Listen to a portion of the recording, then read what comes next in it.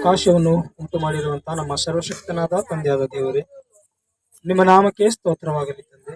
ಈ ಒಂದು ಸಮಯದಲ್ಲಿ ಅನೇಕ ಹಾಡುಗಳ ಮುಖಾಂತರ ನಿಮ್ಮನ್ನು ಸ್ತುತಿಸುವ ಭಾಗ್ಯವನ್ನು ನಮಗೆ ದಯಪಾಲಿಸಿದಕ್ಕಾಗಿ ನಿಮಗೆ ಸ್ತೋತ್ರ. ಈ ಒಂದು ಸಮಯದಲ್ಲಿ ನಿಮ್ಮ ಜೀವವುಳ್ಳ ಮಾತುಗಳನ್ನು ನಾವು ಧ್ಯಾನಿಸುತ್ತಿರುವಾಗ ನಿಮ್ಮ ಆಲೋಚನೆ, ನಿಮ್ಮ ವಿವೇಚನೆ, ನಿಮ್ಮ ಪರಿಶುದ್ಧಾತ್ಮ ಸಹಾಯವು ನಮ್ಮೆಲ್ಲರ ಮೇಲೆ ದಯಪಾಲಿಸಬೇಕೆಂಬುದಾಗಿ ಬೇಡುತ್ತಲಿದ್ದೇವೆ ತಂದೆ. ನಿಮ್ಮ ಜೀವವುಳ್ಳ ಮಾತುಗಳನ್ನು ವಿವರಿಸಿ ಹೇಳುವ ಒಂದು ಜ್ಞಾನವು ನನಗೆ ದಯಪಾಲಿಸಬೇಕೆಂಬುದಾಗಿ ನಾನು ಬೇಡಿಕೊಳ್ಳುತ್ತಾ ಇದ್ದೆ ತಂದೆ. ಹೇಳುವವನು ನಾನಲ್ಲ, ನೀವೇ ನನ್ನಲ್ಲಿದ್ದುಕೊಂಡು ಮಾತಾಡಬೇಕೆಂಬುದಾಗಿ ನನ್ನನ್ನು ನಾನು ತಗ್ಗಿಸಿಕೊಳ್ಳುತ್ತಾ ನಿಮ್ಮ ನಾಮವನ್ನು ಹೆಚ್ಚಿಸುತ್ತಾ ನಮ್ಮ ಒಡೆಯನು ರಕ್ಷಕನಾದ ಯೇಸು ಕ್ರಿಸ್ತನ ಹೆಸರಿನಲ್ಲಿ ಈ ಚಿಕ್ಕ ಪ್ರಾರ್ಥನೆ ಬೇಡಿ ಹೊಂದಿದ್ದೇನೆ ನಮ್ಮ ತಂದೆಯೇ, ಆಮೆನ್. ನಮ್ಮ ಎಲ್ಲರ ತಂದೆಯಾಗಿರುವಂತ ದೇವರನ್ನು ಯೇಸು ಕ್ರಿಸ್ತರ ಹೆಸರಿನಲ್ಲಿ ನಾನು ಹೃದಯಪೂರ್ವಕವಾಗಿ ವಂದಿಸುವವನಾಗಿದ್ದೇನೆ. ಅದೇ ರೀತಿ ಮತ್ತು ದೈವ ಸೇವಕರು ಜಗಣ್ಣವರಿಗೂ ಮತ್ತು ಸಭೆಯಾಗಿ ಸೇರಿ ಬಂದಂತ ನಿಮ್ಮೆಲ್ಲರಿಗೂ ಸಹ ನನ್ನ ಹೃದಯಪೂರ್ವಕವಾದ ವಂದನೆಗಳನ್ನು ಸಲ್ಲಿಸುತ್ತೇನೆ. ಈ 3 ದಿವಸ ಕೂಟದಲ್ಲಿ ದೇವರು ನಮ್ಮನ್ನು ನಡೆಸಿದಕ್ಕಾಗಿ ದೇವರಿಗೆ ನನ್ನ ಕೃತಜ್ಞತಾ ಸ್ತುತಿಗಳನ್ನು ಮತ್ತೊಂದು ಸಾರಿ ನಾನು ಸಲ್ಲಿಸುತ್ತಾ ಇದ್ದೇನೆ. ಮೊದಲನೇ ದಿವಸ ದೇವರು ನಮ್ಮ ಜೊತೆ ಮಾತಾಡಿರುವಂತ ಮಾತು, ದೀಕ್ಷಾ ಸ್ನಾನ ತೆಗೆದುಕೊಳ್ಳುವುದಕ್ಕಿಂತ ಮೊದಲು ನಮ್ಮ ಜೀವಿತ ಹೇಗಿತ್ತು, ದೀಕ್ಷಾ ಸ್ನಾನ ತೆಗೆದುಕೊಂಡ ನಂತರ ನಮ್ಮ ಜೀವಿತ ಹೇಗಿದೆ, ನಾವು ಹೇಗೆ ಆತನ ಜೊತೆ. ವಾಕ್ಯದ ಕಡೆಗೆ ನಿಮ್ಮ ಗಮನವನ್ನು ಇಟ್ಟು ವಾಕ್ಯವನ್ನು ಕೇಳ್ರಿ ಪ್ರಿಯ ದೇವರ ಮಕ್ಕಳೇ. ಇದು 3ನೇ ದಿವಸ. ಮೊದಲನೇ ದಿವಸ ದೇವರು ನಮ್ಮ ಜೀವಿತದ ಬಗ್ಗೆ ಕುರಿತು ಮಾತಾಡಿದ್ದಾರೆ, ಅದನ್ನು ಮೊದಲನೇ ದಿವಸ ಮಾತಾಡಿಕೊಂಡಿದ್ದೇವೆ. 2ನೇ ದಿವಸ ದೇವರು ಮತ್ತಾಯನು ಬರೆದ ಸುವಾರ್ತೆ 7ನೇ ಅಧ್ಯಾಯ 6ನೇ ವಚನದಲ್ಲಿ 2 ಜೀವಿಗಳನ್ನು ತೋರಿಸಿ ನಮ್ಮ ಜೀವಿತ ಹೇಗಿದೆಯೋ ಎನ್ನುವಂತ ವಿಷಯವೂ ಸಹ ನಮಗೆ ತೋರಿಸಿದ್ದಾರೆ. ಆದರೆ ಇವತ್ತು 3ನೇ ದಿವಸದಲ್ಲಿ ಕೂಡ ದೇವರು ನಮ್ಮ ಜೊತೆ ಏನ್ ಮಾತಾಡ್ತಾ ಇದ್ದಾರೆ, ದೇವರು ನಮಗೆ ಏನು ಕಲಿಸಬೇಕೆಂಬುದಾಗಿ ಆಸೆ ಪಟ್ಟಿದ್ದಾರೆ, ದೇವರ ಮುಂದೆ ನಮ್ಮ ಜೀವಿತವನ್ನು ನಾವು ಹೇಗೆ ಕಾಪಾಡಿಕೊಳ್ಳಬೇಕು, ಈ ಎಲ್ಲ ವಿಷಯದ ಬಗ್ಗೆ ಕುರಿತು ದೇವರು ಇವತ್ತು ನಮ್ಮ ಜೊತೆ ಮಾತಾಡುವವರಾಗಿದ್ದಾರೆ. ಇವತ್ತಿನ ವಾಕ್ಯದಲ್ಲಿ ದೇವರು ನನ್ನ ಜೊತೆ ಏನ್ ಮಾತಾಡ್ತಾ ಇದ್ದಾರೆ ಎನ್ನುವುದು ಯಾರಾದ್ರೂ ನೀವು ವಾಕ್ಯದ ಮೇಲೆ ಗಮನವಿಟ್ಟು ಕೇಳುತ್ತೀರೋ ಅವರ ಜೊತೆ ದೇವರು ಇವತ್ತು ನೇರವಾಗಿ ಮಾತಾಡುತ್ತಾರೆ. ನೀವು ಅನೇಕ ಸಾರಿ ಓದಿದ್ದಂತ ವಾಕ್ಯನೇ, ನೀವು ಅನೇಕ ಸಾರಿ ಕೇಳಿದಂತ ವಾಕ್ಯನೇ, ಅದೇ ವಾಕ್ಯ ನಾನು ಹೇಳ್ತಾ ಇದ್ದೀನಿ. ನೀವು ಅನೇಕ ಸಾರಿ ಓದಿದ್ದಾಗ ನಿಮಗೆ ಏನ್ ಅರ್ಥ ಆಗಿದೆಯೋ, ಅನೇಕ ಸಾರಿ ಆ ವಾಕ್ಯವನ್ನು ನೀವು ಕೇಳಿದಾಗ ನಿಮಗೆ ಏನ್ ಅರ್ಥ ಆಗಿದೆಯೋ, ಇವತ್ತು ದೇವರು ಅದರಲ್ಲಿ ಇರ್ತಕ್ಕಂಥ ಗುಡಾರ್ಥಗಳು ನಮ್ಮ ಜೊತೆ ಏನು ಮಾತಾಡುವವರಾಗಿದ್ದಾರೋ ಒಂದು ಸಾರಿ ನಾವು ವಾಕ್ಯದಲ್ಲಿ ಹೋಗಿ ನಾವು ನೋಡೋಣ ಪ್ರಿಯ ದೇವರ ಮಕ್ಕಳೇ. ಮತ್ತಾಯನು ಬರೆದ ಸುವಾರ್ತೆ 25ನೇ ಅಧ್ಯಾಯ, ಮತ್ತಾಯನು ಬರೆದ ಸುವಾರ್ತೆ 25ನೇ ಅಧ್ಯಾಯ 1ನೇ ವಚನ ನಾವು ಜಾಗೃತವಾಗಿ ಓದಿಕೊಳ್ಳೋಣ. ಆಗ ಪರಲೋಕ ರಾಜ್ಯವು ಆರತಿಗಳನ್ನು ತೆಗೆದುಕೊಂಡು ಮೊದಲಿಂಗನನ್ನು ಎದುರುಗೊಳ್ಳುವುದಕ್ಕೆ ಹೊರಟಂತ 10 ಮಂದಿ ಕನ್ಯೆಯರಿಗೆ ಹೋಲಿಕೆಯಾಗಿರುವುದು. ಇಲ್ಲಿ ನಾವು ಜಾಗೃತವಾಗಿ ಈ ವಾಕ್ಯವನ್ನು ಅನೇಕ ಸಾರಿ ಓದಿದ್ದೇವೆ. ಈ ವಾಕ್ಯ ನಾನು ಇವತ್ತೇ ಓದ್ತಾ ಇದ್ದೀನಿ ಎನ್ನುವರು ಯಾರಾದರೂ ಇದ್ದೀರಾ? ಈ ವಾಕ್ಯ ನಾನು ಇವತ್ತೇ ಕೇಳ್ತಾ ಇದ್ದೀನಿ ಎನ್ನುವರು ಯಾರಾದ್ರೂ ಇದ್ದೀರಾ? ಈ ವಾಕ್ಯ ಎಷ್ಟೋ ಸಾರಿ ನಾವು ಕೇಳಿದ್ದೇವೆ, ಎಷ್ಟೋ ಸಾರಿ ಈ ವಾಕ್ಯವನ್ನು ನಾವು ಓದಿದ್ದೇವೆ ಪ್ರಿಯ ದೇವರ ಮಕ್ಕಳೇ. ಆದ್ರೆ ಮತ್ತೊಂದು ಸಾರಿ ಈ ವಾಕ್ಯದ ಮುಖಾಂತರ ದೇವರು ನಮ್ಮ ಜೊತೆ ಏನ್ ಮಾತಾಡ್ಬೇಕೆಂಬುದಾಗಿ ಅವರು ಆಸೆ ಪಡಿತಾ ಇದ್ದಾರೆ ಅಂದ್ರೆ ಆ ವಾಕ್ಯದಲ್ಲಿ ಮತ್ತೆ ಹೋಗಿ ನಾವು ಆಲೋಚನೆ ಮಾಡೋಣ. ಆಗ ಪರಲೋಕ ರಾಜ್ಯವು ಆರತಿಗಳನ್ನು ತೆಗೆದುಕೊಂಡು ಮೊದಲಿಂಗನನ್ನು ಎದುರುಗೊಳ್ಳುವುದಕ್ಕೆ ಹೊರಟಂತ 10 ಮಂದಿ ಕನ್ಯಕೆಯರಿಗೆ ಹೋಲಿಕೆಯಾಗಿದೆ. ಯಾರು ಯಾರಿಗೆ ಎದುರುಗೊಳ್ಳುತ್ತಾ ಇದ್ದಾರೆ? ಮೊದಲಿಂಗನು ಅಂದರೆ ಯಾರು? ಯೇಸು ಕ್ರಿಸ್ತನು. ಆತನನ್ನು ಎದುರುಗೊಳ್ಳುವುದಕ್ಕೆ ಎಷ್ಟು ಜನ ಹೋಗ್ತಾ ಇದ್ದಾರೆ? 10 ಜನ.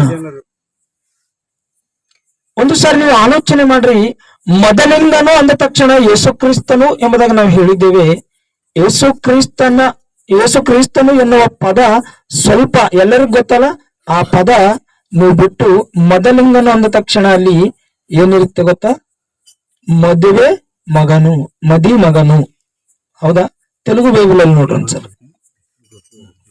ಮತ್ತೆ ಬರೆದ ಸುವಾರ್ತೆ ಇಲ್ಲೇ ತೆಲುಗು ಬೈಬಲ್ ಅಲ್ಲಿ ನಾವು ನೋಡೋಣ. 25ನೇ ಅಧ್ಯಾಯ ಅಲ್ಲಿ ಮೊದಲಿಂಗನು ಎಂಬುದಾಗಿ ನೋಡಿದ್ದೇವೆ. ಇಲ್ಲಿ ಸ್ಪಷ್ಟವಾಗಿ ಮಗನು ಎಂಬುದಾಗಿರುತ್ತೆ. ನೋಡೋಣ. ಪರಲೋಕ ರಾಜ್ಯము తమ డ్యూటీలు పట్టుకొని పెండ్లి కుమారుని ఎదుర్కొనుటకు బయలుదేరిన 10 మంది కన్యకలను పోలి ఉన్నది. పరలోక రాజ్యము ಮತ್ತೆ ಮೊದಲನೇ ವಚನ ಓದ್ತಾ ಇದ್ದೀನಿ. ಪರಲೋಕ ರಾಜ್ಯము ತಮ್ಮ ಡ್ಯೂಟಿలు ಪಟ್ಟುకొని పెండ్లి ಕುಮಾರುಡು ಎಂಬ ಒಂದು ಮಾತು ನಾವಲ್ಲಿ ಓದ್ತಾ ಇದ್ದೇವೆ. ಏನಂತ ಅಲ್ಲಿ ಸ್ಪಷ್ಟವಾಗಿ ಬರೆಯಲ್ಪಟ್ಟಿದೆ, ಮದುವೆ ಮಗನು ಎಂಬುದಾಗಿ. ಈ 10 ಮಂದಿ ಕನ್ಯಕೆಯರು ಯಾರನ್ನು ಎದುರುಗೊಳ್ಳುವುದಕ್ಕೆ ಹೋಗ್ತಾ ಇದ್ದಾರೆ? ಯಾರಿಗ್ರಿ? ಮಗನನ್ನು, ಅಂದರೆ ಯೇಸು ಕ್ರಿಸ್ತನು ನಿಮ್ಮೆಲ್ಲರಿಗೆ ಗೊತ್ತು. ಆದರೆ ಅಲ್ಲಿ ಏನು ನಡೀತು, ಏನಾಯಿತು ಎನ್ನುವ ವಿಷಯವೂ ಸಹ ನಿಮಗೆ ಗೊತ್ತು. ಆದರೆ ಸ್ವಲ್ಪ ನಾವು ಆ ವಾಕ್ಯದ ಭಾಗದಲ್ಲಿ ಇನ್ನು ಡೀಪ್ ಆಗಿ ಆಲೋಚನೆ ಮಾಡೋಣ. ಆ 10 ಮಂದಿ ಕನ್ಯಕೆಯರು ಯೇಸು ಕ್ರಿಸ್ತನನ್ನು ಅಥವಾ ಮೊದಲಿಂದನನ್ನು ಎದುರುಗೊಳ್ಳುವುದಕ್ಕೆ ಬಂದಾಗ ಅಲ್ಲಿ ಏನಾಯಿತು ಎನ್ನುವ ವಿಷಯವನ್ನು ಸಹ ನಾವು ನೋಡೋಣ. ಕೆಳಗಿನ ವಚನಗಳನ್ನು 2ನೇ ವಚನದಿಂದ. ಅವರಲ್ಲಿ 5 ಮಂದಿ ಬುದ್ಧಿ ಇಲ್ಲದವರು, 5 ಮಂದಿ ಬುದ್ಧಿವಂತೆಯರು, ಬುದ್ಧಿ ಇಲ್ಲದವರು ತಮ್ಮ ಆರತಿಗಳನ್ನು ತಕೊಂಡರು, ಆದರೆ ಏನು ತಗೊಳ್ಳಲಿಲ್ಲ? ಎಣ್ಣೆ ತಗೊಳ್ಳಲಿಲ್ಲ. ಆಲೋಚನೆ ಮಾಡಿ ಪ್ರಿಯ ಮಕ್ಕಳೇ, ಆ 10 ಮಂದಿ ಕನ್ಯಕೆಯರಲ್ಲಿ, ಆ 10 ಮಂದಿ ಕನ್ಯಕೆಯರು ಯೇಸು ಕ್ರಿಸ್ತನನ್ನು ಅಥವಾ ಆ ಮೊದಲಿಂಗನನ್ನು ಎದುರುಗೊಳ್ಳುವುದಕ್ಕೆ ಬಂದಿದ್ದಾರೆ. ಅದರಲ್ಲಿ 5 ಜನ ಯಾರಿದ್ದಾರೆ? 5 ಜನ ಬುದ್ಧಿ ಇಲ್ಲದವರು, 5 ಜನ ಬುದ್ಧಿವಂತಿಯರು. ಇದು ಕುಂತಂತ ನೀವೆಲ್ಲರೂ ಸಹ ಸ್ವಲ್ಪ ನೀವು ಜಾಗೃತವಾಗಿ ಆಲೋಚನೆ ಮಾಡ್ಕೊಡ್ರಿ. ನಿಮ್ ಮನಸ್ಸಿಗೆ ನೀವು ಆಲೋಚನೆ ಮಾಡ್ಕೊಡ್ರಿ, ನಿಮ್ ಮನಸ್ಸಿಗೆ ನೀವು ಪರೀಕ್ಷೆ ಮಾಡ್ಕೊಡ್ರಿ. ನಾನು ಬುದ್ಧಿವಂತ ಅಲ್ಲವಾ ಎಂಬುದಾಗಿ. ಕನ್ಯಕರು ಅಂದ ತಕ್ಷಣ ಕೇವಲ ಹೆಣ್ಣು ಮಕ್ಕಳು ಮಾತ್ರ ಅಂದುಕೊಂಡ್ರೆ ಮೋಸ ಹೋಗ್ತೀರಿ ಪ್ರಿಯದೇವ್ರ ಮಕ್ಕಳೇ. ಪರಲೋಕ ರಾಜ್ಯ ಅಂದ ತಕ್ಷಣ ಪರಲೋಕ ರಾಜ್ಯನೇ ನಾವು ಅಂದುಕೊಂಡಿದ್ದೇವೆ. ಆದ್ರೆ ಪರಲೋಕ ರಾಜ್ಯ ಅಂದ್ರೆ ಏನು ಗೊತ್ತಾ ಪ್ರಿಯದೇವ್ರ ಮಕ್ಕಳೇ? ದೇವರ ಸಭೆ ಪ್ರಿಯದೇವ್ರ ಮಕ್ಕಳೇ. ಏನು ಸಭೆ? ದೇವರ ಸಭೆ. ಅದು ನೀವು ಹೇಗೆ ಹೇಳ್ತೀರಿ ಅಂತೀರಾ? ಪರಲೋಕ ರಾಜ್ಯ ಅಂದ ತಕ್ಷಣ ಪರಲೋಕ ರಾಜ್ಯದ ಕಡೆಗೆ ನಮ್ಮ ಆಲೋಚನೆ ಹೋಗಿದೆ ಹೊರತು, ಪರಲೋಕ ರಾಜ್ಯ ಅಂದ ತಕ್ಷಣ ನಾವೆಲ್ಲರೂ ಸೇರಿದಾಗ ದೇವರ ಸಭೆ ಆಗುತ್ತೇವೆ. ನಮ್ಮನ್ನೇ ರಾಜ್ಯಕ್ಕೆ ಹೋಲಿಸಿ ಮಾತಾಡ್ತಾ ಇದ್ದಾನೆ ಎಂಬುದು ಮಾತ್ರ ನಾವು ಮರೆತು ಹೋಗಿದ್ದೇವೆ. ಅಲ್ಲಿ ಸ್ಪಷ್ಟವಾಗಿದೆ, ಪರಲೋಕ ರಾಜ್ಯ ಅಂದರೆ ಪರಲೋಕ ರಾಜ್ಯನೇ. ಒಂದು ವೇಳೆ ನೀವು ಆ ಮಾತು ನನಗೆ ಅನ್ಬಹುದು, ಆದ್ರೆ ನಾನು ಯಾವ ಆಧಾರದಿಂದ ಪರಲೋಕ ರಾಜ್ಯ ಅಂದ ತಕ್ಷಣ ಪರಲೋಕ ರಾಜ್ಯ ಅಲ್ಲ, ಪರಲೋಕ ರಾಜ್ಯ ಅಂದ ತಕ್ಷಣ ದೇವರ ಸಭೆ ಎಂಬುದಾಗಿ ನಾನು ಯಾವ ಆಧಾರದಿಂದ ಮಾತಾಡ್ತಾ ಇದ್ದೇನೆ ಗೊತ್ತಾ? 5 ಜನ ಬುದ್ಧಿ ಉಳ್ಳವರು, 5 ಜನ ಬುದ್ಧಿ ಇಲ್ಲದವರು. ಬುದ್ಧಿ ಇಲ್ಲದವರು ಪರಲೋಕ ರಾಜ್ಯದಲ್ಲಿ ಸೇರ್ಲಿಕ್ಕೆ ಸಾಧ್ಯನಾ? ಆಲೋಚನೆ ಮಾಡ್ರಿ. ನೀವು ನಿಜವಾಗ್ಲೂ ಹೇಳ್ರಿ, ನೀವು ಓದಿದ ತಕ್ಷಣ ಪರಲೋಕ ರಾಜ್ಯ ಅಂದ ತಕ್ಷಣ ಪರಲೋಕ ರಾಜ್ಯದ ಕಡೆಗೆ ನಮ್ಮ ಆಲೋಚನೆ ಹೋಗಿದೆ ಹೊರತು, ಪರಲೋಕ ರಾಜ್ಯ ಅಂದ ತಕ್ಷಣ ಆ ರಾಜ್ಯ ಸಭೆ ಅನ್ನೋದಾಗಿ ಯಾವತ್ತಾದ್ರೂ ಆಲೋಚನೆ ಬಂದಿದೆಯಾ? ಬೈಬಲ್ ಓದುವಾಗ ಸ್ಪಷ್ಟವಾಗಿ ಆಲೋಚನೆ ಮಾಡಬೇಕು. ಏನಂತ? ಪರಲೋಕ ರಾಜ್ಯದಲ್ಲಿ ನಿಜವಾಗ್ಲೂ ಪರಲೋಕ ರಾಜ್ಯದಲ್ಲಿ ಯಾರಿರೋದಿಲ್ಲ? ಬುದ್ಧಿ ಹೀನರು ಅಥವಾ ಬುದ್ಧಿ ಇಲ್ಲದವರು ಇರ್ಲಿಕ್ಕೆ ಸಾಧ್ಯ ಇಲ್ಲ. ಮತ್ತೆ ಎಲ್ಲಿರೋದಕ್ಕೆ ಸಾಧ್ಯವಾಗಿದೆ? ನಾವು ಸಭೆಯಾಗಿ ಕೂಡಿಕೊಳ್ತಾ ಇದ್ದೀವಿ ನೋಡ್ರಿ. ಇಲ್ಲಿ ಬುದ್ಧಿ ಉಳ್ಳವರು ಇರಬಹುದು, ಬುದ್ಧಿ ಇಲ್ಲದೆ ಇರುವವರು ಇರಬಹುದು. ಆಲೋಚನೆ ಮಾಡ್ರಿ ಪ್ರಿಯರ ಮಕ್ಕಳ. ಇವತ್ತಿನ ದಿವಸ ಸ್ವಲ್ಪ ನಾನು ಮಾತಾಡಿದ್ರು ಅದರಲ್ಲಿರ್ತಕ್ಕಂಥ ವಿಷಯಗಳನ್ನು ಚೆನ್ನಾಗಿ ನಾವು ತಿಳಿದುಕೊಳ್ಳೋಣ. ಪರಲೋಕ ರಾಜ್ಯದಲ್ಲಿರ್ತಕ್ಕಂಥ ನಾವೆಲ್ಲರೂ ಕನ್ಯಕೆಯರಂದ ತಕ್ಷಣ ಹೆಣ್ಣು ಮಕ್ಕಳು ಮಾತ್ರವಲ್ಲ, ಲಿಂಗ ಭೇದ ಯಾವಾಗಾದ್ರೂ ನಮ್ಮ ಆಲೋಚನೆಯಲ್ಲಿ ಬರುತ್ತದೋ ಅದು ತಪ್ಪು ಪ್ರಿಯರ ಮಕ್ಕಳೇ. ಕನ್ಯಕೆಯರಂದ ತಕ್ಷಣ ಗಂಡು ಹೆಣ್ಣು ಯಾವ ಭೇದ ಇಲ್ಲದೆ ಕನ್ಯಕೆಯರು ಎಂಬುದಾಗಿ ಬೈಬಲ್ ಹೇಳುತ್ತೆ. ಒಂದು ವೇಳೆ ಕನ್ಯಕೆಯರಿಗೆ ಪರಲೋಕ ರಾಜ್ಯ ಅಂದ್ರೆ ಪರಲೋಕ ರಾಜ್ಯ ಇನ್ನು ಯಾರಿಗೆ ಸಿಗೋದಿಲ್ಲ ಹೇಳ್ರಿ? ಪರಲೋಕ ರಾಜ್ಯ ಕನ್ಯಕೆಯರಿಗೆ ಅಂದ ತಕ್ಷಣ ಪರಲೋಕ ರಾಜ್ಯ ಇನ್ನು ಯಾರಿಗೆ ಸಿಗೋದಿಲ್ಲ ಹೇಳ್ರಿ? ಯಾರಿಗೆ ಸಿಗೋದಿಲ್ರಿ? ಸರ್ವಜನಕರು ಹೇಳಿದಾರೆ ನೋಡ್ರಿ, ಯಾರಿಗೆ ಸಿಗೋದಿಲ್ಲ. ಅದಕ್ಕೆ ಬೈಬಲ್ ಹೇಳುತ್ತೆ ಕನ್ಯಕೆಯರಂದ ತಕ್ಷಣ ಕೇವಲ ಹೆಣ್ಣು ಮಕ್ಕಳು ಮಾತ್ರ ಅಲ್ಲ, ಯಾವ ಲಿಂಗ ಭೇದ ಭಾವನೆ ಇಲ್ಲ, ಎಲ್ಲರೂ ಸರಿ ಸಮಾನರು ಎಂಬುದಾಗಿ. ಅದರಲ್ಲಿ 5 ಮಂದಿ ಬುದ್ಧಿಯುಳ್ಳವರು, 5 ಮಂದಿ ಬುದ್ಧಿ ಇಲ್ಲದವರು ಆಗಿದ್ದಾರೆ. ಇವತ್ತು ನಾವೆಲ್ಲರೂ ನಮ್ಮ ಮನಸ್ಸಿಗೆ ನಾವು ಆಲೋಚನೆ ಮಾಡಿಕೊಳ್ಬೇಕಾಗಿದೆ.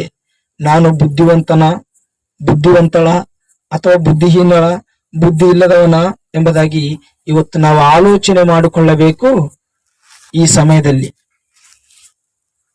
ಯಾರ ಮನಸ್ಸಿನವರಿಗೆ ಗೊತ್ತು ನಾನು ಎಷ್ಟು ಬುದ್ಧಿವಂತಳೋ, ನಾನು ಎಷ್ಟು ಬುದ್ಧಿವಂತನೋ, ನಾನು ಎಷ್ಟು ಬುದ್ಧಿಹೀನಳೋ, ಎಷ್ಟು ಬುದ್ಧಿಹೀನನೋ ಎಂಬುದಾಗಿ ಯಾರ ಮನಸ್ಸಿಗೆ ಅವರಿಗೆ ಗೊತ್ತು. ಇವಾಗ ನಾನು ಎದ್ದು ಸೈಲಿಸನರಿಗೆ ಎದ್ದು ನೀವು ಬುದ್ಧಿಹೀನರಿ ಅಂದ ತಕ್ಷಣ ಅವ್ರು ಒಪ್ಕೊಳ್ಳಿಕ್ ಸಾಧ್ಯನಾ? ಒಪ್ಕೊಳ್ತಾರ? ಯಾರು ಯಾರಿಗೆ ಹೇಳುವ ಅವಕಾಶ ಮಾತಲ್ಲ. ಯಾರಿಗೆ ಹೇಳದೆ ಹೋದ್ರು ಸಹ ನೀವೆಲ್ಲರೂ ನಿಮ್ಮ ಮನಸ್ಸಿಗೆ ನೀವು ಪರೀಕ್ಷೆ ಮಾಡಿಕೊಳ್ರಿ. ನಿಮ್ಮ ಮನಸ್ಸಿಗೆ ನೀವು ಪರೀಕ್ಷೆ ಯಾವತ್ತಾದ್ರೂ ಮಾಡಿಕೊಳ್ತಿರೋ ವಾಕ್ಯ ಸ್ಪಷ್ಟವಾಗಿ ನಮ್ ಜೊತೆ ಮಾತಾಡುತ್ತೆ. ಆಲೋಚನೆ ಮಾಡ್ರಿ ಪ್ರಿಯರ ಮಕ್ಕಳೇ. ಆದ್ರೆ ಆ 5 ಮಂದಿ ಬುದ್ಧಿ ಉಳ್ಳವರು ಅವರು ಏನ್ ತೆಗೆದುಕೊಂಡು ಬಂದಿದ್ದಾರೆ? ಆರತಿಗಳಲ್ಲಿ ಎಣ್ಣೆಯನ್ನು ತೆಗೆದುಕೊಂಡು ಬಂದಿದ್ದಾರೆ. ಮತ್ತು 5 ಮಂದಿ ಬುದ್ಧಿಹೀನರು ಅಥವಾ ಬುದ್ಧಿ ಇಲ್ಲದವರು ಏನು ತೆಗೆದುಕೊಂಡು ಬಂದಿಲ್ಲ? ಎಣ್ಣೆ ತೆಗೆದುಕೊಂಡು ಬಂದಿಲ್ಲ. ಈ ಎಣ್ಣೆ ಬಗ್ಗೆ ನಿಮಗೆ ನಾನು ಮುಂದೆ ಮಾತಾಡ್ತೀನಿ. ಎಣ್ಣೆ ಇಸ್ರಾಯೇಲರ ಜನಾಂಗದಲ್ಲಿ ಎಣ್ಣೆ ಎನ್ನುವುದು ಬಹಳ ಪ್ರಾಮುಖ್ಯ. ಇವಾಗ ಪರಿಶುದ್ಧ ಆತ್ಮನು ನಮಗೆ ಎಷ್ಟು ಪ್ರಾಮುಖ್ಯವೋ ಅವಾಗ ಎಣ್ಣೆ ಇಸ್ರಾಯೇಲ ಜನಾಂಗದವರಿಗೆ ಅಷ್ಟು ಪ್ರಾಮುಖ್ಯ ಪ್ರಿಯರ ಮಕ್ಕಳೇ. ಅದಕ್ಕಿಂತ ಮೊದಲು ಮದುಮಗನನ್ನು ಅಂದರೆ ಯೇಸು ಕ್ರಿಸ್ತನನ್ನು ಎದುರುಗೊಳ್ಳುವುದಕ್ಕೆ ಇವತ್ತು ನಾವೆಲ್ಲರೂ ಸೇರಿದ್ದೇವೆ. ಎಲ್ಲಿ? ಈ ಮದುವೆಯ ಒಂದು ವಾತಾವರಣದಲ್ಲಿ. ಇವಾಗ ನಾವೆಲ್ಲರೂ ಸ್ವಲ್ಪ ಚಾಮರ ಗ್ರಾಮದಲ್ಲಿದ್ದೇವೆ, ಫಲಾಣಿಯವರ ಮನೆ ಮೇಲಿದ್ದೇವೆ ಎನ್ನುವುದು ನೀವು ಮರೆತು ಹೋಗಿ ನೀವೆಲ್ಲರೂ ಏನು ಆಲೋಚನೆ ಮಾಡಬೇಕು ಗೊತ್ತಾ? ನಾವಿವತ್ತು ಮದುವೆಯ ಒಂದು ವಾತಾವರಣದಲ್ಲಿ ಇದ್ದಿದ್ದೇವೆ. ಆ ಮದುವೆಯ ವಾತಾವರಣದಲ್ಲಿ ನಾವು ಯಾರನ್ನು ಎದುರುಕೊಳ್ಳುವುದಕ್ಕೆ ಬಂದಿದ್ದೇವೆ? ಮದಲಿಂಗನನ್ನು ಅಥವಾ ಯೇಸು ಕ್ರಿಸ್ತನನ್ನು ಎದುರುಗೊಳ್ಳುವುದಕ್ಕೆ ನಾವು ಬಂದಿದ್ದೇವೆ. ಎದುರುಗೊಳ್ಳುವಂತ ನಾವು ಒಂದು ಆಲೋಚನೆ ಮಾಡಬೇಕಾಗಿದೆ. ಆತನು ಬಂದ ತಕ್ಷಣ ಆತನ ಜೊತೆ ನಾನು ಹೋಗ್ತೇನಾ ಅಥವಾ ಆತನು ಬಾಗಿಲು ಹಾಕಿದಾಗ ಆ ಬಾಗಿಲನ್ನು ತಟ್ಟುವ ಪರಿಸ್ಥಿತಿಯಲ್ಲಿ ನಾನಿದ್ದೇನಾ ಎಂಬುದಾಗಿ ಇವತ್ತು ನಾವೆಲ್ಲರೂ ಪರೀಕ್ಷೆ ಮಾಡಿಕೊಳ್ಳಬೇಕಾಗಿದೆ. ಆತನ ಮದುಮಗನು ಅಂದರೆ ಆ ಮದುಮಗನಿಗೆ ಮದುಮಗಳು ಬೇಕಾ ಬೇಕಿಲ್ವಾ? ಆಲೋಚನೆ ಮಾಡೋ ಪ್ರಿಯರ ಮಕ್ಕಳ. ಅಂದ್ರೆ ಮದುಮಗನು ಅಂದ ತಕ್ಷಣ ಯೇಸು ಕ್ರಿಸ್ತನು ಎಂಬುದಾಗಿ ನಮಗೆ ಅರ್ಥ ಆಗಿದೆ. ಮದುಮಗಳು ಅಂದ ತಕ್ಷಣ ಯಾರು? ಸಭೆಯಾಗಿ ಕೂಡಿದಂತ ನಾವೇ. ಮದುಮಗಳು ಅಂದ ತಕ್ಷಣ ಮದುಮಗಳು ಮದುಮಗನಿಗೆ ನೋಡಿದ ತಕ್ಷಣ ಇಷ್ಟವಾದ ಪರಿಸ್ಥಿತಿಯಲ್ಲಿ ಮದುಮಗಳು ಇರಬೇಕು. ಪ್ರಿಯ ದೇವ್ರ ಮಕ್ಕಳೇ, ಇರ್ಬೇಕಾ ಇರಬಾರ್ದ? ನಾವು ಅವಾಗವಾಗ ಒಂದು ಹುಡುಗನಿಗೆ ಹುಡುಗಿ ನೋಡುವುದಕ್ಕೆ ಹುಡುಗಿಯ ಮನೆಗೆ ನಾವು ಹೋಗುತ್ತೇವೆ. ಹೋದ ತಕ್ಷಣ ಅವ್ರ ಮನೆಯಲ್ಲಿರ್ತಕ್ಕಂಥ ಹುಡುಗಿ ಯಾವ ಸ್ಥಿತಿಯಲ್ಲಿದ್ದಾಳೋ ಅಥವಾ ಅವಳು ಯಾವ ಬಟ್ಟೆನ ಹಾಕಿಕೊಂಡಾಳೋ ಅವಳನ್ನು ಹಾಗೆ ತೆಗೆದುಕೊಂಡು ಬಂದು ತೋರಿಸ್ತಾರ? ಏನ್ ಮಾಡ್ತಾರ್ರಿ? ಅವರನ್ನು ರೆಡಿ ಮಾಡಿ ತೆಗೆದುಕೊಂಡು ಬಂದು ತೋರಿಸ್ತಾರೆ. ಯಾರಿಗೆ? ಮದುವೆ ಮಾಡಿಕೊಳ್ಳತಕ್ಕಂತ ಆ ಮದುಮಗನಿಗೆ. ಈ ಮದುಮಗನು ಏನು ಕಡಿಮೆ ಇರೋದಿಲ್ಲ. ಈ ಮದುಮಗನು ಏನು ಕಡಿಮೆ ಇರೋದಿಲ್ಲ. ದಿನವೆಲ್ಲ ಟಾನಿಕ್ ಹಾಕಿ ಮದುವೆ ಅಂದ ತಕ್ಷಣ ಅವತ್ತು ಒಂದೇ ದಿನ ಬಿಟ್ಟು ಸೂಪರ್ ಆಗಿ ರೆಡಿಯಾಗಿ ಹೋಗಿ ಅವರ ಅತ್ತೆ ಮಾಮ ಅವರಿಗೆ ಇವನು ಎಷ್ಟು ಅಮಾಯಕನೋ ಎನ್ನುವಂತ ರೀತಿಯಲ್ಲಿ ನಟಿಸುವವನಾಗಿರುತ್ತಾನೆ. ಹೌದಾ ಅಲ್ವಾ? ಅಂತ ಒಂದು ಪರಿಸ್ಥಿತಿಯಲ್ಲಿ ಇವತ್ತು ಎಷ್ಟು ಜನರಿದ್ದಾರೋ ಒಂದು ಸಾರಿ ನೀವು ಆಲೋಚನೆ ಮಾಡ್ರಿ ಪ್ರಿಯರ ಮಕ್ಕಳೇ. ಈ ಮದುಮಗನು ಆ ಅತ್ತಿ ಮಾವರಿಗೆ ನನ್ ಬಹಳ ಚೆನ್ನಾಗಿರ್ತಕ್ಕಂಥ ಹುಡುಗನು ಎಂಬುದಾಗಿ ಅವರಿಗೆ ಒಪ್ಪಿಸುವುದಕ್ಕೋಸ್ಕರ ಬಾಯಿ ತೆರೆದು ಮಾತು ಸುದ ಆಡೋದಿಲ್ಲ. ಮಾತು ಮದುಮಗನ ಒಂದು ಬಾಯಿಂದ ಮಾತು ಸಹ ಬರೋದಿಲ್ಲ. ಈ ಹುಡುಗನು ಇಷ್ಟು ನಾಸ್ತನೇನು ಎನ್ನುವಂತ ರೀತಿಯಲ್ಲಿ ಇವನು ನಟಿಸುವವನಾಗಿರ್ತಾನೆ. ಆದ್ರೆ ಈ ಜನರೇಷನ್ ಅಲ್ಲಿ ಹುಡುಗಿಯನ್ನು ಎದುರುಗೊಳ್ಳುವುದಕ್ಕೆ ಯಾರು ಹೋಗ್ತಾ ಇದ್ದಾರೆ? ಹುಡುಗಿಯನ್ನು ಎದುರುಗೊಳ್ಳುವುದಕ್ಕೆ ಯಾರು ಹೋಗ್ತಾ ಇದ್ದಾರೆ? ಹುಡುಗನ ಹೋಗ್ತಾ ಇದ್ದಾನೆ. ಆದ್ರೆ ಒಂದು ಸಾರಿ ನೀವು ಹಳೆ ಒಡಂಬಡಿಕೆಯಲ್ಲಿ ಹೋಗ್ಬೇಕಾದ್ರೆ ಹುಡುಗನನ್ನು ಎದುರುಗೊಳ್ಳುವುದಕ್ಕೆ ಹುಡುಗಿನೇ ಬಂದಿದ್ದಾಳೆ. ಯಾವ ಆಧಾರ ಅದು? ಇಸಾಕನನ್ನು ಎದುರುಗೊಳ್ಳುವುದಕ್ಕೆ ಯಾರು ಬಂದಿದ್ದಾರೆ? ರೆಬೆಕ್ಕ ಬಂದಿದ್ದಾಳೆ. ಇದೇ ಆಧಾರ. ಇಸಾಕನನ್ನು ಎದುರುಗೊಳ್ಳುವುದಕ್ಕೆ ರೆಬೆಕ್ಕನೇ ಬಂದಿದ್ದಾಳೆ. ಇಸಾಕನ ರೆಬೆಕ್ಕ ಹತ್ತಿರಕ್ಕೆ ಬಂದಿಲ್ಲ. ಆಲೋಚನೆ ಮಾಡ್ರಿ ಪ್ರಿಯರ ಮಕ್ಕಳೇ. ಆದ್ರೆ ಇಲ್ಲಿ ಒಂದು ವಿಷಯ ನಾವು ಆಲೋಚನೆ ಮಾಡೋದಾದ್ರೆ ಸ್ವಲ್ಪ ಗಮನವಿಟ್ಟು ಕೇಳ್ರಿ. ಚಿಕ್ಕ ಮಕ್ಕಳು ಯಾರು ಮಾತಾಡಬಾರ್ದಲ್ಲಿ, ಗಮನವಿಟ್ಟು ಕೇಳ್ರಿ. ಮದುವೆ ಮಗನು ಯೇಸು ಕ್ರಿಸ್ತನಾದ್ರೆ ಮದುವೆ ಮಗಳು ಸಭೆಯಾಗಿರ್ತಕ್ಕಂಥ ನಾವೇ ಅಂದ ತಕ್ಷಣ ಇವತ್ತು ನಾವು ಯೇಸು ಕ್ರಿಸ್ತನು ನಮ್ಮನ್ನು ನೋಡಿದ ತಕ್ಷಣ ಆತನು ನಮ್ಮನ್ನು ಒಪ್ಪಿಕೊಳ್ಳತಕ್ಕಂತ ಸ್ಥಿತಿಯಲ್ಲಿ ನಾವಿದ್ದೇವಾ? ಆಲೋಚನೆ ಮಾಡುತ್ತಿರುವ ಮಕ್ಕಳೇ, ಆತನು ನಿಜವಾಗ್ಲೂ ನಾವು ಒಪ್ಪಿಕೊಳ್ಳತಕ್ಕಂತ ಸ್ಥಿತಿಯಲ್ಲಿ ನಾವಿದ್ದೇವಾ?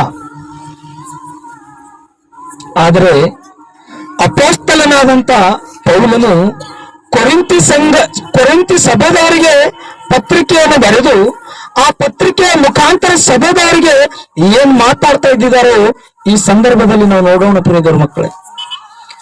2ನೇ ಕೊರಿಂಥದವರಿಗೆ ಬರೆದ ಪತ್ರಿಕೆ, ಅಪೊಸ್ತಲನಾದ ಪೌಲನು ಕೊರಿಂಥದವರಿಗೆ ಬರೆದ 2ನೇ ಪತ್ರಿಕೆ 11ನೇ ಅಧ್ಯಾಯ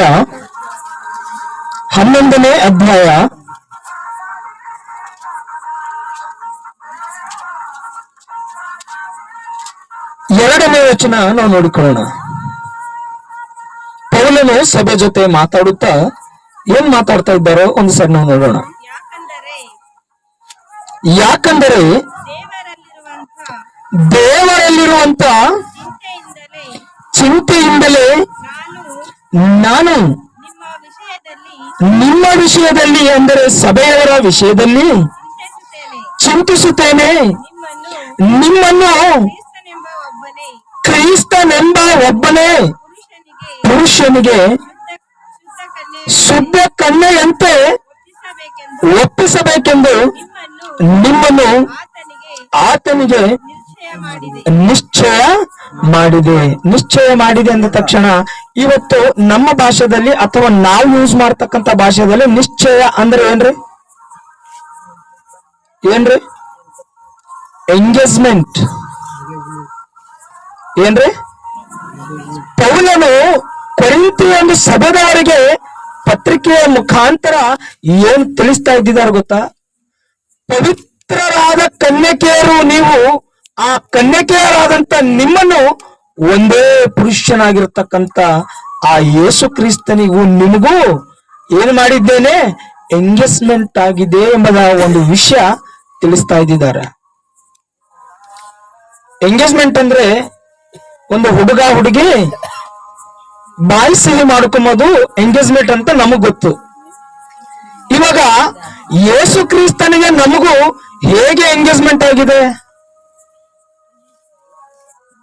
ಅಥವಾ ಯೇಸು ಕ್ರಿಸ್ತನಿಗೂ ನಮಗೂ ಹೇಗೆ ನಿಶ್ಚಯವಾಗಿದೆ, ಆಲೋಚನೆ ಮಾಡುತ್ತಿರುವುದರ ಮಕ್ಕಳೇ. ಯಾವಾಗಾದ್ರೂ ನಾವು ದೀಕ್ಷೆ ಸ್ನಾನ ತೆಗೆದುಕೊಂಡಿದ್ದೆವು ಅವತ್ತೇ ಆತನಿಗೂ ನಮಗೂ ಏನಾಗಿದೆ, ನಿಶ್ಚಿತಾರ್ಥ ಜರುಗಿದೆ, ಅಂದ್ರೆ ಎಂಗೇಜ್ಮೆಂಟ್ ಆಗಿದೆ. ಇಲ್ಲಿ ಒಂದು ವಿಷಯ ನೀವು ಗಮನಿಸಬೇಕು. ಎಂಗೇಜ್ಮೆಂಟ್ ಆದ ನಂತರ ಮದುವೆ ಮಾಡೋದಕ್ಕೋಸ್ಕರ ಡೇಟ್ ಫಿಕ್ಸ್ ಮಾಡ್ತಾರ ಮಾಡಲ್ವಾ? ಮಾಡ್ತಾರೆ. ಓಕೆ, ಡೇಟ್ ಫಿಕ್ಸ್ ಮಾಡಿದ ತಕ್ಷಣ ಫಲಾನೆ ಡೇಟು ಅಂತ ಒಂದು ಸಾರಿ ನಿರ್ಣಯಿಸಿದ್ದಾರೆ ಅಂತ ತಿಳ್ಕೊರಿ. ಆ ಡೇಟಿಗೆ ಮದುವೆ ಆಗಿಲ್ಲ, ವಾಯ್ದೆ ಬಿದ್ದಿದೆ. ಮತ್ತೊಂದು ಡೇಟ್ ನಿರ್ಣಯಿಸಿದ್ದಾರೆ, ಮತ್ತೆ ಅದನ್ನು ವಾಯ್ದೆ ಬಿದ್ದಿದೆ.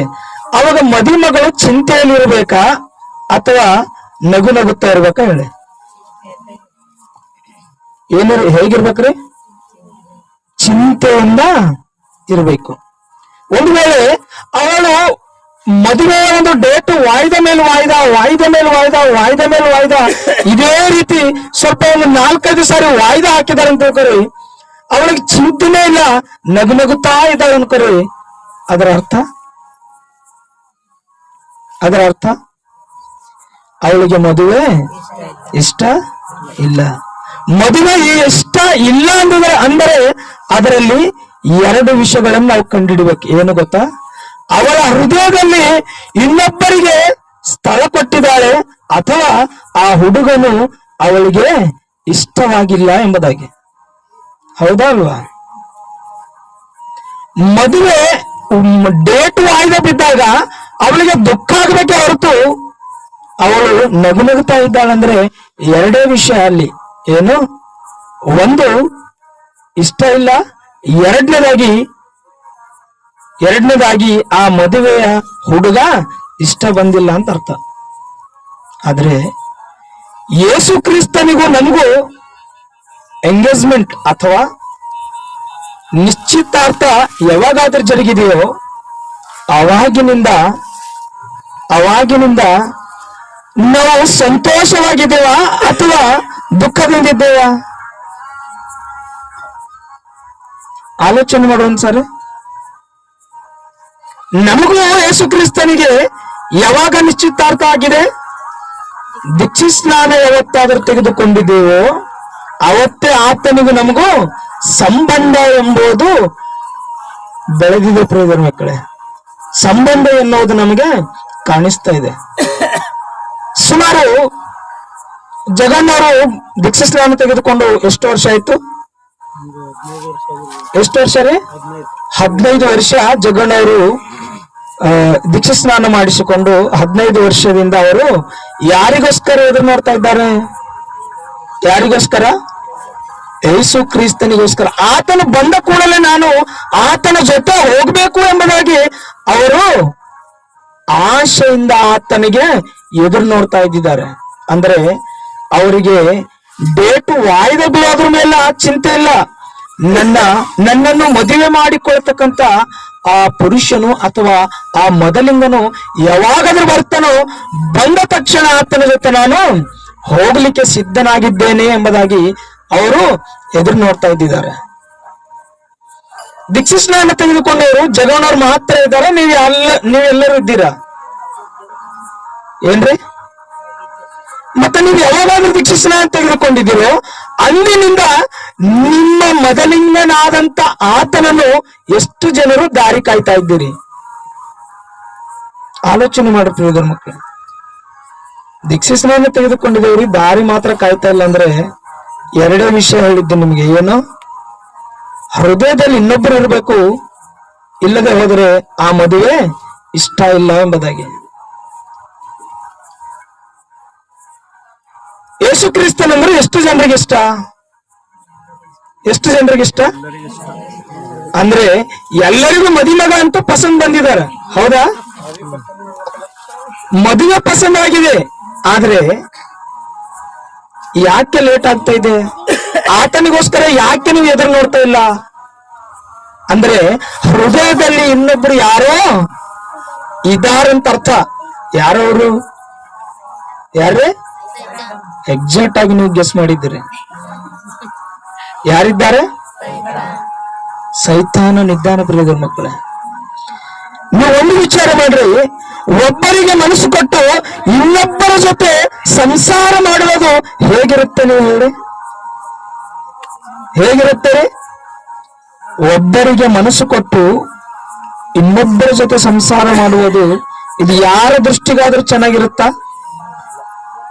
ಇವಾಗ ಹೀಗಂತ ಇದ್ದೀನಿ ಎಂಬುದಾಗಿ ನೀವು ತಪ್ಪು ತಿಳ್ಕೊಬೇಡಿ. ನಾವು ಯಾರಿಗೆ ಮನಸ್ಸು ಕೊಟ್ಟಿದ್ದೇವೆ? ಯಾರಿಗೆ ಮನಸ್ಸು ಕೊಟ್ಟಿದ್ದೇವೆ? ಯೇಸು ಕ್ರಿಸ್ತನಿಗೆ ಮನಸ್ಸು ಕೊಟ್ಟಿದ್ದೇವೆ. ಮತ್ತೆ ನಾವು ಯಾರ ಆಲೋಚನೆದ ಮೇರೆಗೆ ನಡೀತಾ ಇದ್ದೇವೆ? ಯಾರ ಆಲೋಚನೆ ಮೇರೆಗ್ರಿ? ಹೆಣ್ಮಕ್ಳಿಗೆ ಒಂದು ಪ್ರಶ್ನೆ ಕೇಳ್ತೀನಿ. ನಿಮ್ಮ ಮನೆಯಲ್ಲಿ ಮದುವೆ ಆದವರು, ಹೆಣ್ಮಕ್ಳಿಗೆ ಅಂದ ತಕ್ಷಣ ಎಲ್ಲರೂ ತಿಳ್ಕೊಬೇಡ್ರಿ, ಮದುವೆ ಆದವರಿಗೆ ಒಂದು ಪ್ರಶ್ನೆ. ನಿಮ್ಮ ಮನೆಯಲ್ಲಿ ನಿಮ್ಮ ಗಂಡನ ಆಜ್ಞೆದ ಮೇರೆಗೆ ನೀವು ಜಾಸ್ತಿ ನಡೀತೀರಾ ಅಥವಾ ನಿಮ್ಮ ಮಾವನ ಆಜ್ಞೆದ ಮೇರೆಗೆ ನಡೀತೀರಾ? ಯಾರಿಗೆ ಹೇಳಿದ್ರು ಪರೇಶಾನ್ ಅನ್ಕೋಬೇಡ್ರಿ. ಹೆಣ್ಣು ಮಗಳಿಗೆ ಶಿರಸ್ ಯಾರು? ಮತ್ತೆ ಯಾರ ಆಜ್ಞೆದ ಮೇರೆಗೆ ನಡೀತೀರಿ? ಹೌದಾ ಅಲ್ವಾ? ಇವಾಗ ನಮ್ಮ ಸ್ವಂತ ಪುರುಷನಂತೂ ಯಾರಿದ್ದಾರೆ? ಯೇಸು ಕ್ರಿಸ್ತನು. ಇವಾಗ ಆತನ ಆಜ್ಞೆದ ಮೇರೆಗೆ ನಾವು ನಡಿಬೇಕಾ ಅಥವಾ ಇನ್ನೊಬ್ಬನ ಆಜ್ಞೆದ ಮೇರೆಗೆ ನಾವು ನಡಿಬೇಕಾ? ಆ ಇನ್ನೊಬ್ಬರು ಯಾರು? ಆಲೋಚನೆ ಮಾಡ್ರಿ. ಇವತ್ತು ನಾವು ಯಾರ ಆಜ್ಞೆದ ಮೇರೆಗೆ ನಡೀತಾ ಇದ್ದೇವೆ? ಆಲೋಚನೆ ಮಾಡ್ರಿ ಪ್ರಿಯರ ಮಕ್ಕಳೇ.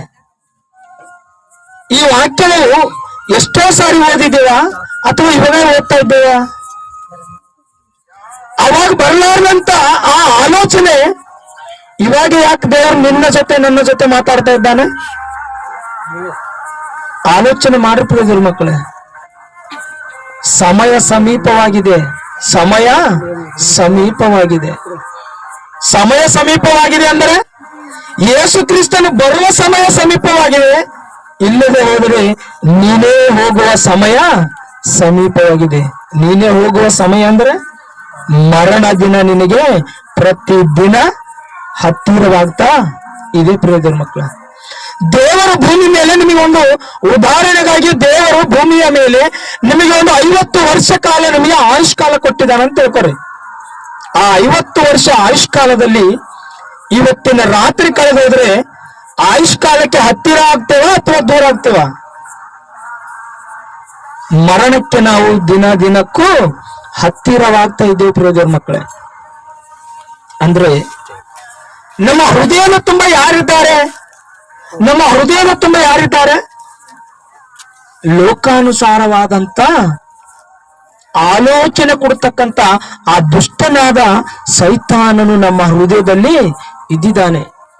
ಅವನು ಗರ್ಜಿಸುವ ಸಿಂಹದಂತೆ ನಾನು ಯಾರನ್ನೂ ನುಂಗಲಿ ಎಂಬುದಾಗಿ ಆತನು ನಿನ್ನನ್ನು ನನ್ನನ್ನು ನುಂಗಿಬಿಟ್ಟು ಇವತ್ತು ಸ್ವಂತ ಪುರುಷನಾದಂತ ಆ ಮದಲಿಂಗನಿಗೆ ನಿನಗೆ ಏನು ಮಾಡಿದ್ದಾನೆ? ಅವನು ದೂರ ಮಾಡಿಬಿಟ್ಟಿದ್ದಾನೆ ಪ್ರಿಯ ಮಕ್ಕಳ.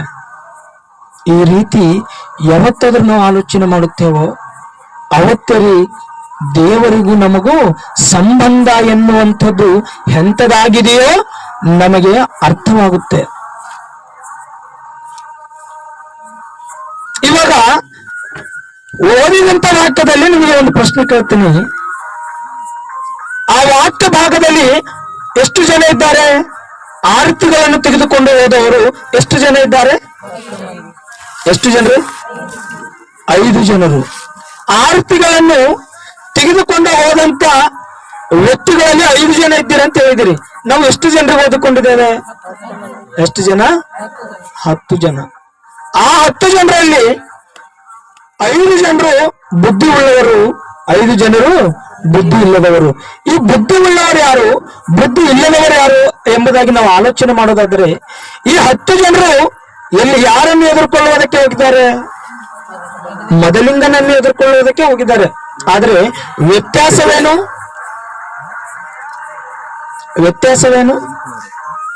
ದೀಕ್ಷಾ ಸ್ನಾನ ತೆಗೆದುಕೊಂಡವರು ಇದ್ದಾರೆ, ದೀಕ್ಷಾ ಸ್ನಾನ ತೆಗೆದುಕೊಳ್ಳಲಾರದವರು ಇದ್ದಾರೆ ಇಲ್ವಾ? ದೀಕ್ಷಾ ಸ್ನಾನ ತೆಗೆದುಕೊಳ್ಳಲಾರದವರು ಇವಾಗ ಯಾವ ಲೆಕ್ಕದಲ್ಲಿ ಬರುತ್ತಾರೆ? ಬುದ್ಧಿ ಇಲ್ಲದವರ ಲೆಕ್ಕದಲ್ಲಿ ಬರುತ್ತಾರೆ. ದೀಕ್ಷಾ ಸ್ನಾನ ತೆಗೆದುಕೊಂಡವರು ಯಾರ ಲೆಕ್ಕದಲ್ಲಿ ಬರುತ್ತಾರೆ? ಬುದ್ಧಿ ಉಳ್ಳವರ ಲೆಕ್ಕದಲ್ಲಿ ಬರುತ್ತಾರೆ. ಈ ಬುದ್ಧಿ ಉಳ್ಳ ಲೆಕ್ಕದವರಲ್ಲಿ ದೀಕ್ಷಾ ಸ್ನಾನ ತೆಗೆದುಕೊಂಡವರು ಬರುತ್ತಾರೆ ಎಂಬುದಾಗಿ ನಾವು ನೋಡಿದೇವಲ್ಲ. ನಿಮಗೊಂದು ಪ್ರಶ್ನೆ, ದೀಕ್ಷಾ ಸ್ನಾನ ತೆಗೆದುಕೊಂಡ ಮೇಲೆ ಆತನ ವಾಕ್ಯಾನುಸಾರವಾಗಿ ಯಾರಾದರೂ ಇರುತ್ತಾರೋ ಅವರು ಮಾತ್ರ ಬುದ್ಧಿ ಉಳ್ಳವರು. ದೀಕ್ಷಾ ಸ್ನಾನ ತೆಗೆದುಕೊಂಡಿದ್ದೇನೆ, ನಾನು ಬುದ್ಧಿ ಉಳ್ಳವನು ಅನ್ನುವುದಕ್ಕೆ ಅಲ್ಲಿ ಚಾನ್ಸ್ ಇಲ್ಲ. ವಾಕ್ಯಾನುಸಾರವಾಗಿ ಯಾರಾದರೂ ಜೀವಿಸ್ತಾರೋ ಅವರು ಮಾತ್ರ ಬುದ್ಧಿ ಉಳ್ಳವರು. ಆಲೋಚನೆ ಮಾಡಿರ್ತೀವಿ ಮಕ್ಕಳು. ಇವಾಗ ದೀಕ್ಷಾ ಸ್ನಾನ ತೆಗೆದುಕೊಳ್ಳಲಾರದವರು ಬುದ್ಧಿ ಇಲ್ಲದವರು, ದೀಕ್ಷಾ ಸ್ನಾನ ತೆಗೆದುಕೊಂಡವರು ಬುದ್ಧಿ ಉಳ್ಳವರು ಎಂಬುದಾಗಿ ನಾವು ನೋಡಿಕೊಂಡಿದ್ದೇವೆ. ಇವಾಗ ದೀಕ್ಷಾ ಸ್ನಾನ ತೆಗೆದುಕೊಂಡವರು ತೆಗೆದುಕೊಳ್ಳಲಾರದವರು ಆಲೋಚನೆ ಮಾಡ್ರಿ ಸರಿ, ನಾವು ಬುದ್ಧಿ ಉಳ್ಳವರ ಬುದ್ಧಿ ಇಲ್ಲದವರು ಎಂಬುದಾಗಿ.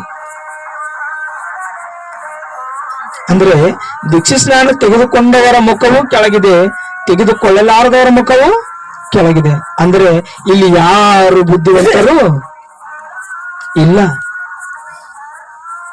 ನಾನು ಬೇಗನೆ ಬರುತ್ತೇನೆ ಎಂಬುದಾಗಿ ಹೇಳೋಗಿದ್ದಾರೆ, ಆದ್ರೆ ಬರುವುದಕ್ಕೆ ಯಾಕೆ ಲೇಟ್ ಆಗುತ್ತೆ? ಆಗ್ತಾ ಇದೆ? ಯೇಸು ಕ್ರಿಸ್ತನು ಹೇಳ್ತಾನೆ, ನಾನು ಭೂಮಿಯ ಮೇಲೆ ಹೋದಾಗ ವಿಶ್ವಾಸಗಳನ್ನು ನಾನು ಕಂಡುಕೊಳ್ಳುವೇನಾ? ನಾನು ಭೂಮಿಯ ಮೇಲೆ ಹೋದ ತಕ್ಷಣ ವಿಶ್ವಾಸಗಳನ್ನು ನಾನು ಕಂಡುಕೊಳ್ಳುವೇನಾ? ಆಲೋಚನೆ ಮಾಡಿರ್ತೀವಿ ಮಕ್ಕಳೇ. ಅಂದ್ರೆ ನೀನು ನಾನು ಬದಲಾವಣೆ ಹೊಂದಬೇಕೆಂಬುದಾಗಿ ಆತನು ಕಾಯ್ತಾ ಇದ್ದಾನೆ, ಟೈಮ್ ಕೊಡ್ತಾ ಇದ್ದಾನೆ, ನಿನಗೆ ಒಂದು ಅವಕಾಶ ಕೊಡ್ತಾ ಇದ್ದಾನೆ. ಆ ಅವಕಾಶ ಇವತ್ತು ರಾತ್ರಿ ಮೇಲೆ ಲಾಸ್ಟ್ ಆಗಿರ್ಬೋದು, ಇವತ್ತು ಕಳ್ಕೊಬೇಡಿರ್ಬೋದು ಮಕ್ಕಳೇ. ಆ ಅವಕಾಶ ವಾಕ್ಯದ ಮುಖಾಂತರ ಇವತ್ತು ನಿನ್ನನ್ನು ನನ್ನನ್ನು ಎಚ್ಚರಿಸಿ ಆ ಅವಕಾಶ ಇವತ್ತು ಲಾಸ್ಟ್ ಆಗಿರ್ಬೋದು. ಇವತ್ತಿನಿಂದಾದರೂ ವಾಕ್ಯ ಕೇಳಿದ ಮೇಲೆ ಆತನಿಗೆ ನಾವು ನಮ್ಮ ಹೃದಯದಲ್ಲಿ ಸ್ಥಳ ಕೊಡೋಣ ಪ್ರಿಯದರ ಮಕ್ಕಳೇ. ಆಲೋಚನೆ ಮಾಡ್ರಿ ಪ್ರಿಯದರ ಮಕ್ಕಳೇ. ವಾಕ್ಯವನ್ನು ಪರಿಶೀಲನೆ ಮಾಡ್ರಿ, ವಾಕ್ಯವನ್ನು ಪರೀಕ್ಷಿಸಿರಿ. ವಾಕ್ಯದಲ್ಲಿರ್ತಕ್ಕಂಥ ಆ ವಾಕ್ಯದ ಭಾವವನ್ನು ನೀವು ಕಂಡುಹಿಡಿದು ಆ ವಾಕ್ಯಕ್ಕೆ ತಕ್ಕಂತೆ ನಿಮ್ಮ ನಡತೆಯನ್ನು ನೀವು ಸರಿಪಡಿಸಿಕೊಳ್ಳಿರಿ ಪ್ರಿಯದವ್ರ ಮಕ್ಕಳೇ. ಇಲ್ಲದೆ ಹೋದರೆ ನಾವು ಮೋಸ ಹೋಗ್ತೀವಿ ಪ್ರಿಯದವ್ರ ಮಕ್ಕಳೇ. ಮತ್ತೊಂದು ಸಾರಿಯ ಮಾತನ್ನು ನಾವು ನೋಡೋಣ. ಕೊರಿಂಥದವರಿಗೆ ಬರೆದ 2ನೇ ಪತ್ರಿಕೆ 11ನೇ ಅಧ್ಯಾಯ 2ನೇ ವಚನ.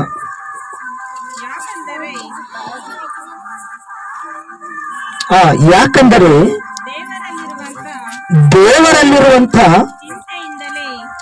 ಚಿಂತೆಯಿಂದಲೇ ನಾನು ನಿಮ್ಮ ವಿಷಯದಲ್ಲಿ ಚಿಂತಿಸುತ್ತೇನೆ, ನಿಮ್ಮನ್ನು ಕ್ರಿಸ್ತನೆಂಬ, ಇಲ್ಲಿ ಚೆನ್ನಾಗಿ ನೋಡ್ರಿ, ನಿಮ್ಮನ್ನು ಕ್ರಿಸ್ತನೆಂಬ ಒಬ್ಬನೇ ಪುರುಷನಿಗೆ ಶುದ್ಧ ಕನ್ಯೆಯಂತೆ ಒಪ್ಪಿಸಬೇಕೆಂದು ನಿಮ್ಮನ್ನು ಆತನಿಗೆ ನಿಶ್ಚಯ ಮಾಡಿದ್ದೆ. ಇಲ್ಲೊಂದು ಚಿಕ್ಕ ಉದಾಹರಣೆ ನಿಮಗೆ ನಾನು ಹೇಳ್ತೀನಿ.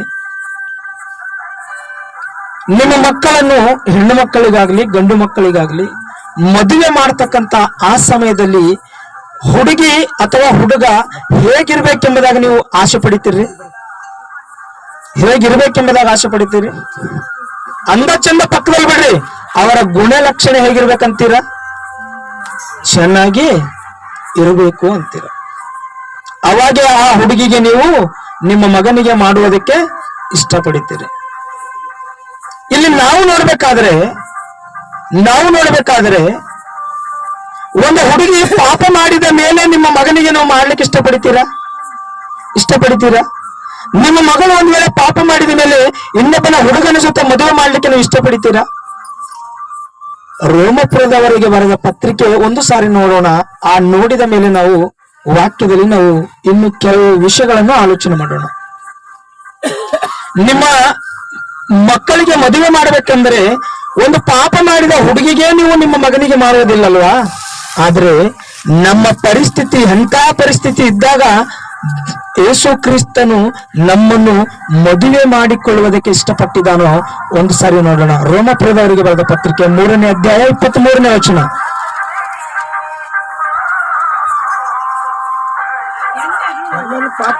ಎಲ್ಲರೂ ಪಾಪ ಮಾಡ್ಯ, ಕೆಲವರು ಪಾಪ ಮಾಡ್ಯ. ಅಂದ್ರೆ ಇವತ್ತು ಕುಂತಂತ ನಾವು ಪ್ರಪಂಚದಲ್ಲಿದ್ದಂತ ಎಲ್ಲವರು ಪಾಪ ಮಾಡಿ ದೇವರ ಮಹಿಮೆಯನ್ನು ಕಾಣದೆ ಹೋಗಿದ್ದಾರೆ. ಅಂದ್ರೆ ನಾವು ಯಾವ ಸ್ಥಿತಿಯಲ್ಲಿದ್ದಾಗ ನಮ್ಮನ್ನು ಮದುವೆ ಮಾಡಿಕೊಳ್ಳುವುದಕ್ಕೆ ಇಷ್ಟಪಟ್ಟಿದ್ದಾರೆ? ಆಲೋಚನೆ ಮಾಡಿರ್ತೀವಿ ಮಕ್ಕಳೇ.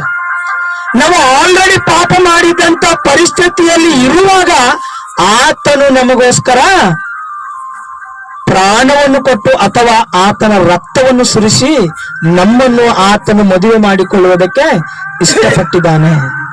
ಇವತ್ತು ನೀವೇ ಆಲೋಚನೆ ಮಾಡ್ರಿ, ನಿಮ್ಮ ಮಗನಿಗೆ ಮದುವೆ ಮಾಡಬೇಕಂದ್ರೆ ಒಂದು ಹುಡುಗಿ ಪಾಪ ಮಾಡಿದ ತಕ್ಷಣ ಹುಡುಗಿಗೆ ನೀವು ಯಾವ ರೀತಿಯಲ್ಲಿ ಮಾಡಬಾರದು ಎಂಬುದಾಗಿ ನೀವು ಡಿಸೈಡ್ ಮಾಡ್ತಾ ಇದ್ದೀರೋ, ಒಂದು ವೇಳೆ ಅದೇ ತಂದೆ ಆದ ದೇವರು ಅದೇ ಮಗನಾದ ಯೇಸು ಕ್ರಿಸ್ತನಿಗೆ ನಾವು ಪಾಪ ಮಾಡಿದವರಾಗಿದ್ದೇವಲ್ಲ, ನಮ್ಮನ್ನು ಆತನ ಜೊತೆ ಒಂದು ವೇಳೆ ಮದುವೆ ಮಾಡಬಾರದು ಎಂಬುದಾಗಿ ಡಿಸೈಡ್ ಮಾಡಿಕೊಂಡ್ರೆ ಇವತ್ತು ನಿನ್ನ ನನ್ನ ಪರಿಸ್ಥಿತಿ ಎಂತದಾಗಿರುತ್ತೋ ಒಂದು ಸಾರಿ ಆಲೋಚನೆ ಮಾಡಿರ್ತೀವಿ ಮಕ್ಕಳೇ.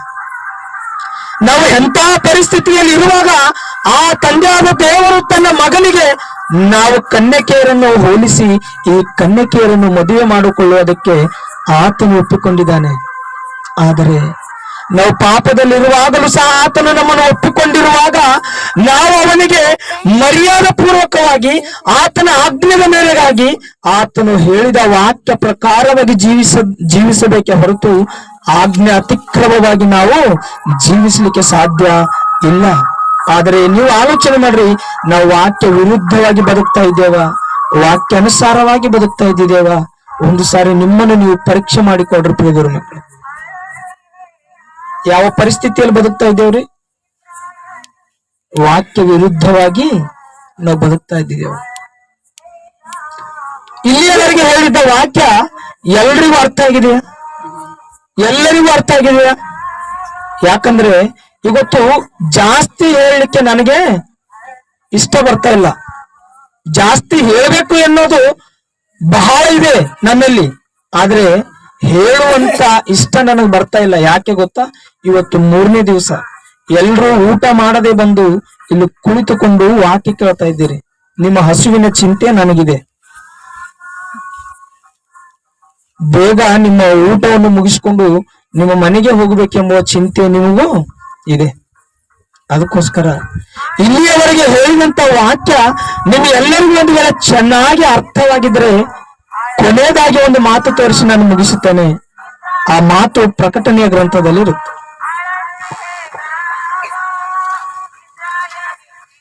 ಪ್ರಕಟಣೆಯ ಗ್ರಂಥ 19ನೇ ಅಧ್ಯಾಯ. ಪ್ರಕಟಣೆಯ ಗ್ರಂಥ 19ನೇ ಅಧ್ಯಾಯ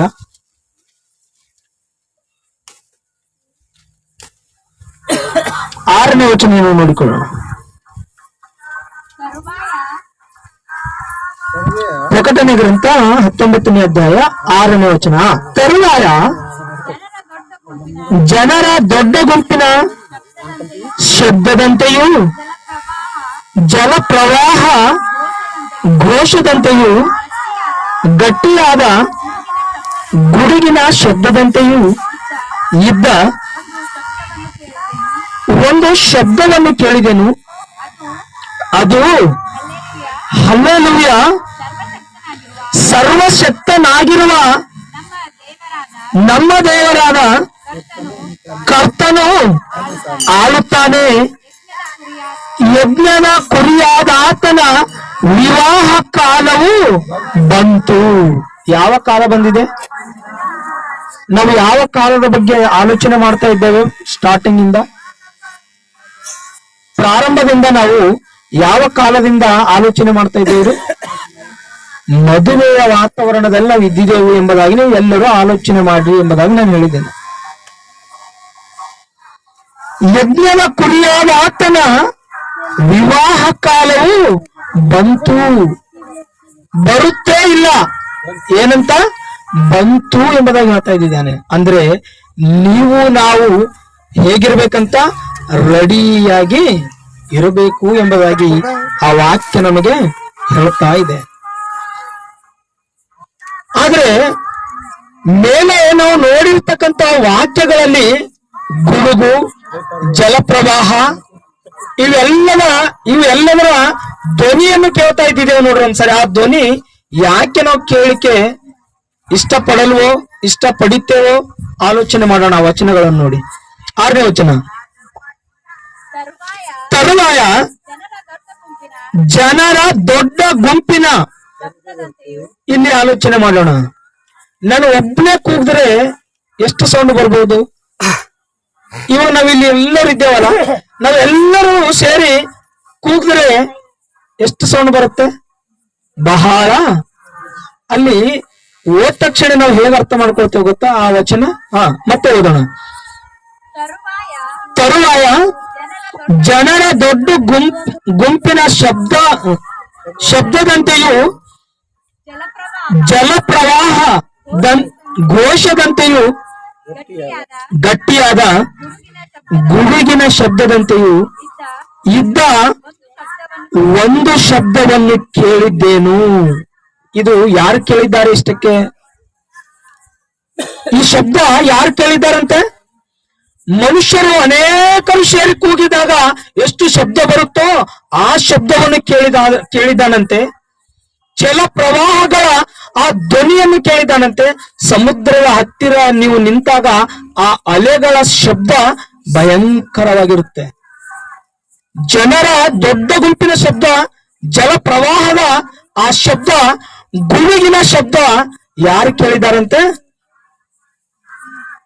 ಯಾರು ಕೇಳಿದಾರಂತೆ? ಯೋಹಾನನು ಕೇಳಿದ್ದಾನೆ. ಪ್ರಿಯರ ಮಕ್ಕಳೇ, ಆ ಯೋಹಾನನು ಕೇಳಿದ ನಂತರ ಏನ್ ಹೇಳ್ತಾ ಇದ್ದಿದ್ದಾರೆ ಗೊತ್ತಾ? ಹಲ್ಲೆಲೂಯಾ. ಮತ್ತೆ ಓದೋಣ. ಕೇಳಿದನು, ಅದು ಹಲ್ಲೆಲೂಯಾ, ಸರ್ವಶಕ್ತನಾಗಿರುವ ನಮ್ಮ ದೇವರಾದ ಕರ್ತನು ಆಳುತ್ತಾನೆ. ಇವಾಗ ನಮ್ಮನ್ನು ಆಳ್ತಕ್ಕಂಥವ್ರು ಯಾರು? ಕರ್ತನು. ಆ ಧ್ವನಿಗಳ ಬಗ್ಗೆ ನೀವು ಆಲೋಚನೆ ಮಾಡೋದಾದ್ರೆ ಇಲ್ಲಿ ಕೆಳಗಡೆ ನಾವೇನ್ ನೋಡಿದೇವ್ರಿ? ಯಜ್ಞದ ಕುರಿಯಾದ ಆತನ ವಿವಾಹ ಕಾಲವು ಬಂತು. ಆ ಬರುವುದಕ್ಕಿಂತ ಮೊದಲು ನಿನಗೆ ಸಿದ್ಧತೆ ಮಾಡ್ತಾ ಇದ್ದಾನೆ, ನಿನಗೆ ರೆಡಿ ಮಾಡ್ತಾ ಇದ್ದಾನೆ. ನನ್ನ ಕಾಲ ಅಂತೂ ಬಂದಿದೆ, ನೀನು ರೆಡಿ ಆಗಿದೀಯಾ ಎಂಬುದಾಗಿ ಯಾವ ಕ್ವಶನ್ ಅಲ್ಲಿ ನೀನು ಕೇಳ್ತಾ ಇದ್ದಾನೆ ಗೊತ್ತಾ? ಜಲಪ್ರವಾಹಗಳ ಘೋಷದಿಂದ ನಿನ್ನನ್ನು ಕೇಳ್ತಾ ಇದ್ದಾನೆ. ಇವತ್ತು ಮುಂಬೈಯಲ್ಲಾಗ್ಲಿ, ಇನ್ನು ಅನೇಕ ಊರಲ್ಲಾಗ್ಲಿ ತುಫಾನು ಬಂದು ಆ ಊರೇ ಮುಳುಗಿ ಹೋಗಿದೆ ಅಂತ ಹೇಳ್ಕೊರಿ, ಭಯ ಉಂಟಾಗುತ್ತಾ ಆಗಲ್ವಾ? ಇವತ್ತಿನ ಜನ ಹೇಗಿದ್ದಾರೆ ಅಂದ್ರೆ, ಮುಂಬೈ ಎಲ್ಲ ಮುಳುಗೋಗಿರ್ಬೋದು, ಇಲ್ಲಿ ಚಾಮಳೂರು ಆದ್ರೂ ಮುಳುಗಿಲ್ಲಲ್ಲ, ಈ ಆಲೋಚನೆಯಲ್ಲಿ ಇರ್ತಾರೆ. ಚಾಮಳೂರು ಮುಳುಗಲಕ್ಕೆ ಬಹಳ ಜಾಸ್ತಿ ಟೈಮ್ ಏನು ಹತ್ತಲ್ಲ. ಅದರಲ್ಲಿ ಇರ್ತಕ್ಕಂಥ ಗುಣಾರ್ಥನ ತಿಳಿದುಕೊಳ್ಳೋದಾದ್ರೆ, ಜಲಪ್ರವಾಹಗಳ ಮುಖಾಂತರ ನನ್ನನ್ನು ಕೇಳ್ತಾ ಇದ್ದಾನೆ. ಓ ಮದುಮಗಳೇ, ನೀನು ರೆಡಿಯಾ? ನನ್ನ ಕಾಲ ಬಂದಿದೆ. ಯಾರನ್ನು ನಾಶ ಮಾಡುವುದಕ್ಕೆ ಬರ್ತಾ ಇದೆ? ವಾಕ್ಯ ವಿರುದ್ಧವಾಗಿ ನಡೆಯುವವರನ್ನು ನಾಶ ಮಾಡುವುದಕ್ಕೆ ಜಲಪ್ರವಾಹವು ಬಂದು ಅವರನ್ನು ನಾಶ ಮಾಡ್ತಾ ಇದೆ. ಆಲೋಚನೆ ಮಾಡ್ರಿ. ಗುಡುಗುವ ಶಬ್ದ. ಹೆಣ್ಮಕ್ಳು ಹೊಲದಲ್ಲಿ ಕೆಲಸ ಮಾಡಕ್ ಹೋಗ್ತೀರಿ, ಗುಡುಗು ಮಿಂಚಿದ ಕೂಡಲೇ ಮಿಂಚ್ತಾ ಇದೆ, ಒಂದ್ ಚೆನ್ನಾಗಿ ನೋಡೋಣ ಅಂತ ನೋಡ್ತೀರಾ ಆಕಾಶದ ಕಡೆಗೆ. ಇಲ್ಲೊಂದು ವಿಷಯ ಹೇಳಿ ಚಿಕ್ಕದು.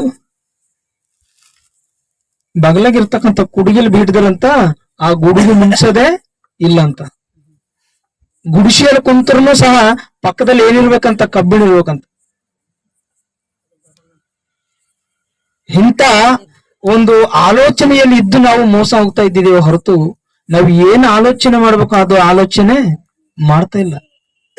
ಆದ್ರೆ ಆ ಗುಡುಗಿನ ಶಬ್ದದ ಮುಖಾಂತರ ನಿನ್ನನ್ನು ಕೇಳ್ತಾ ಇದ್ದಾನೆ, ನನ್ನನ್ನು ಕೇಳ್ತಾ ಇದ್ದಾನೆ. ಏನಂತ ಗೊತ್ತಾ? ನನ್ನ ವಿವಾಹ ಕಾಲ ಬಂದಿದೆ, ನೀನು ರೆಡಿಯಾ ಅಂತ ಕೇಳ್ತಾ ಇದ್ದಾನೆ. ಎಷ್ಟು ಜನರು ರೆಡಿ ಆಗಿದ್ದೀರೋ ಒಂದು ಸಾರಿ ನಿಮ್ಮನ್ನು ನೀವು ಆಲೋಚನೆ ಮಾಡ್ಕೊಡ್ರಿ. ಯೇಸು ಕ್ರಿಸ್ತನ ವಿವಾಹ ಕಾಲ ಬಂದಿದೆ, ಆದ್ರೆ ನಾನು ಮದುಮಗಳು, ನಾನು ರೆಡಿ ಎಂಬುದಾಗಿ ಎಷ್ಟು ಜನರಿದ್ದೀರಿ? ಎಷ್ಟು ಜನರಿದ್ದೀರಿ? ಯಾರು ಇಲ್ವಲ್ವ? ಆಲೋಚನೆ ಮಾಡುತ್ತಿರೋದನ್ನು ನಿಮಗೆ ನಿಜವಾಗ್ಲೂ ನಾನು ಹೇಳ್ತೀನಿ, 24 ಗಂಟೆ ನೀವು ಯಾವಾಗ್ಲೂ ನನಗೆ ಕೇಳ್ರಿ, ನಾನ್ ರೆಡಿ. ಯಾಕೆ ಗೊತ್ತಾ? ವಾಕ್ಯಾನುಸಾರವಾಗಿ ಜೀವಿಸ್ಲಿಕ್ಕೆ ನಾನು ಪ್ರಯತ್ನ ಪಡುತ್ತೇನೆ. ನನ್ನಲ್ಲಿ ಇರ್ತಕ್ಕಂಥ ಬಲಹೀನತೆ ನಾನು ಅವಾಗಲೇ ಕಂಡುಹಿಡಿದು ಅದನ್ನು ತೆಗೆದುಹಾಕುತ್ತೇನೆ. ನಾನು ಪರಿಶುದ್ಧನಾಗಿದ್ದೇನೆ ಎಂಬುದಾಗಿ ನಾನು ಹೇಳ್ತಾ ಇಲ್ಲ. ನಾನು ಇವಾಗಂತೂ ಎಷ್ಟು ಪರಿಶುದ್ಧನಾಗಿದ್ದೇನೋ, ನಾಳಿನ ದಿವಸದಲ್ಲಿ ನನ್ನಲ್ಲಿ ಯಾವುದಾದ್ರೂ ಒಂದು ತಿಳಿಲಾರದಂತ ತಪ್ಪು ನನಗೆ ಕಣ್ಣಿಗೆ ಕಾಣಿಸ್ತಾನೆ ಕೊರಿ, ಅಥವಾ ನನಗೆ ಆಲೋಚನೆ ಬಂತು ತಿಳ್ಕೊರಿ, ಅದು ಅವಾಗ್ಲೇ ತೆಗೆದು ಬಿಸಾಟು ಬಿಟ್ಟು, ಅಯ್ಯ ತಪ್ಪಾಗಿದೆ, ನಾನು ಸಿದ್ಧವಾಗಿದ್ದೇನೆ ಎಂಬುದಾಗಿ ಆತನ ಮುಂದೆ ನಾನು ಹೇಳಿಕೆ ಯಾವಾಗಲೂ ರೆಡಿಯಾಗಿದ್ದೇನೆ. ಈ ರೀತಿ ನಿಮ್ಮ ಹೃದಯವು ಸಹ ದೇವರಿಗೋಸ್ಕರ ಸಿದ್ಧ ಮಾಡಿಕೊಂಡು, ಆತನ ವಿವಾಹ ಕಾಲ ಹತ್ತಿರವಾಗಿದೆ, ಬಂದಿದೆ ಎಂಬುದಾಗಿ ಹೇಳ್ತಾ ಇದ್ದಾನೆ. ನಾನೇ ಮದುಮಗಳು ಎಂಬುದಾಗಿ ನಿಮಗೆ ಯಾವಾಗಾದ್ರೂ ಅರ್ಥ ಆಗಿದೆಯೋ? ಯೇಸು ಕ್ರಿಸ್ತನೇ ಮದುಮಗನು ಎಂಬುದಾಗಿ ನಿಮಗೆ ಯಾವಾಗಾದ್ರೂ ಅರ್ಥ ಆಗಿದೆಯೋ? ಆ ಮದುವೆಯ ಮಗನನ್ನು ನೀನು ಮದುಮಗಳಾಗಿ ಆತನ ಜೊತೆ ಹೋಗ್ಲಿಕ್ಕೆ ನೀನು ಇಷ್ಟಪಟ್ಟಿದ್ದಾದರೆ, ಆತನು ಬಂದು ನಿನ್ನನ್ನು ತೆಗೆದುಕೊಂಡು ಅಥವಾ ಕರೆದುಕೊಂಡು ಹೋಗುತ್ತಾನೆ. ನಾನು ನಾನು ಇನ್ನ ಲೋಕಾನುಸಾರವಾಗಿ ಜೀವಿಸ್ತೀನಿ, ನಾನು ಇನ್ನು ಲೋಕದಲ್ಲಿ ಅನೇಕವಾದಂತ ಶರೀರ ಆಶೆಗಳನ್ನು ನನ್ನ ಜೀವಿತದಲ್ಲಿ ನೆರವೇರಿಸಿಕೊಳ್ತೀನಿ ಎಂಬುದಾಗಿ ಒಂದು ವೇಳೆ ಆಲೋಚನೆ ಇದ್ರೆ, ಮತ್ತೊಂದು ಸಾರಿ ಒಂದು ವಚನ ಓದಿ ನಾನು ಮುಗಿಸ್ತೇನೆ. ಅದೇ ಮತ್ತಾಯನು ಬರೆದ ಸುವಾರ್ತೆ 25ನೇ ಅಧ್ಯಾಯ 1ನೇ ವಚನದಿಂದ ಕೆಲವು ವಚನಗಳನ್ನು ನೋಡಿಕೊಳ್ಳೋಣ. ಆಗ ಪರಲೋಕ ರಾಜ್ಯವು ಆರತಿಗಳನ್ನು ತೆಗೆದು ಮದಲಿಂಗನನ್ನು ಎದುರುಗೊಳ್ಳುವ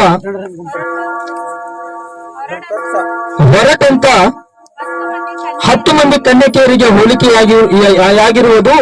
ಅವರಲ್ಲಿ 5 ಮಂದಿ ಬುದ್ಧಿ ಇಲ್ಲದವರು, 5 ಮಂದಿ ಬುದ್ಧಿಯಂತೆಯರು. ಬುದ್ಧಿ ಇಲ್ಲದವರು ತಮ್ಮ ಆರತಿಗಳನ್ನು ತಗೊಂಡರು, ಆದರೆ ಎಣ್ಣೆ ತಗೊಳ್ಳಲಿಲ್ಲ. ಬುದ್ಧಿವಂತೆಯರು ತಮ್ಮ ಆರತಿಗಳು ಕೂಡ ಪಾತ್ರೆಯಲ್ಲಿ ಎಣ್ಣೆ ತೆಗೆದುಕೊಂಡು ಮದಲಿಂಗನನ್ನು ಬರುವುದಕ್ಕೆ ತಡ ಮಾಡಲು ಅವರೆಲ್ಲರೂ ತೂಕಡಿಸಿ ಮಲಗಿದ್ದರು. ಅವರೆಲ್ಲರೂ ತೂಕಡಿಸಿ ಮಲಗಿದ್ರು. ಎಲ್ಲರೂ ಕೂಡಿ ಅಂದ್ರೆ ಬುದ್ಧಿ ಇಲ್ಲದವ್ರು ಮಾತ್ರನ, ಬುದ್ಧಿ ಇದ್ದವ್ರನ್ನು ಸಹನ? 10 ಮಂದಿಯೂ ಸಹ ಬುದ್ಧಿ ಇಲ್ಲದವ್ರು ಮಾತ್ರನೇ ಮಲಗಿಲ್ಲ, ಬುದ್ಧಿ ಇದ್ದವರು ಸಹ ಮಲಗಿದ್ದಾರೆ. ಅಂದ್ರೆ ಸಿದ್ಧವಾದವರು ಮಲಗಿದ್ದಾರೆ, ಸಿದ್ಧ ಇಲ್ಲದವರು ಮಲಗಿದ್ದಾರೆ. ಅವನನ್ನು ಎದುರುಗೊಳ್ಳುವುದಕ್ಕೆ ಹೊರಡಿ ಎಂಬ ಕೂಗಾಯಿತು. ಆಗ ಕನ್ಯಕೆಯರೆಲ್ಲರೂ ಎಚ್ಚೆತ್ತು ತಮ್ಮ ಆರತಿಗಳನ್ನು ನೆಟ್ಟಗೆ ಮಾಡಿದ್ದರು. ಹಾಗೆ ಬುದ್ಧಿ ಇಲ್ಲದವರು ಬುದ್ಧಿವಂತೆಯರಿಗೆ, ನಿಮ್ಮ ಎಣ್ಣೆಯಲ್ಲಿ ನಮಗೆ ಸ್ವಲ್ಪ ಕುಡಿ, ನಮ್ಮ ಆರತಿಗಳು ಆರಿ ಹೋಗುತ್ತವೆ ಎಂದು ಹೇಳಿದರು. ಅದಕ್ಕೆ ಆ ಬುದ್ಧಿವಂತೆಯರು, ನಿಮಗೆ ಕೊಟ್ಟರೆ ನಿಮಗೂ ಕೂಡ ಸಾಲದೆ ಹೋದಿತ್ತು, ನೀವು ಮಾರುವವರ ಬಳಿಗೆ ಹೋಗಿ ಕೊಂಡುಕೊಂಡರೆ ಒಳ್ಳೆದು ಅಂದರು. ಅವರು ಕೊಂಡುಕೊಳ್ಳಲಿಕ್ಕೆ ಹೋದಾಗ ಮದಲಿಂಗನು ಬಂದನು. ಸಿದ್ಧವಾಗಿರುವವರು ಅವನ ಸಂಗಡ ಮದುವೆಯ ಮನೆಯೊಳಕ್ಕೆ ಹೋದರು.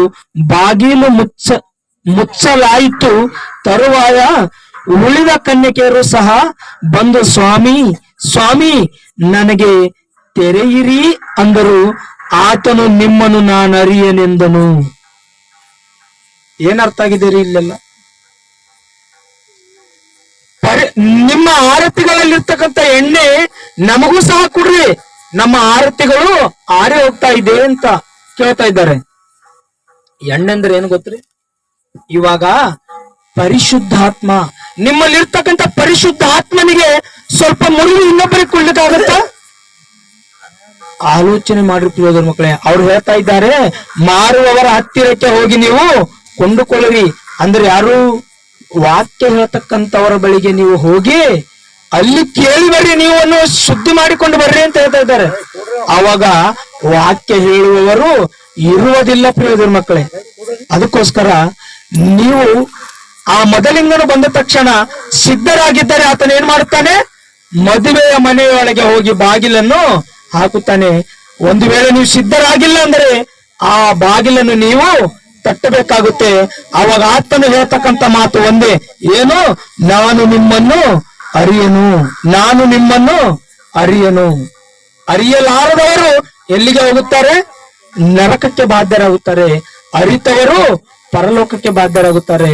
ನಿರ್ಣಯ ನಿಮಗೆ ಕೊಟ್ಟಿದ್ದೇನೆ, ನೀವು ಆಲೋಚನೆ ಮಾಡಿಕೊಳ್ಳಿ. ನರಕದ ಬಾಧ್ಯೆಗೆ ಹೋಗ್ತಕ್ಕಂಥ ಪರಿಸ್ಥಿತಿಯಲ್ಲಿ ಇರ್ತೀರಾ ಅಥವಾ ಪರಲೋಕಕ್ಕೆ ಹೋಗ್ತಕ್ಕಂಥ ಪರಿಸ್ಥಿತಿಯಲ್ಲಿ ನಿಮ್ಮ ಆತ್ಮಗಳನ್ನು ನೀವು ಸಿದ್ಧಪಡಿಸಿಕೊಳ್ಳುತ್ತೀರೋ? ಈ ಒಂದು ನಿರ್ಣಯ ನಿಮಗೆ ಬಿಡ್ತಾ ಇದ್ದೇನೆ.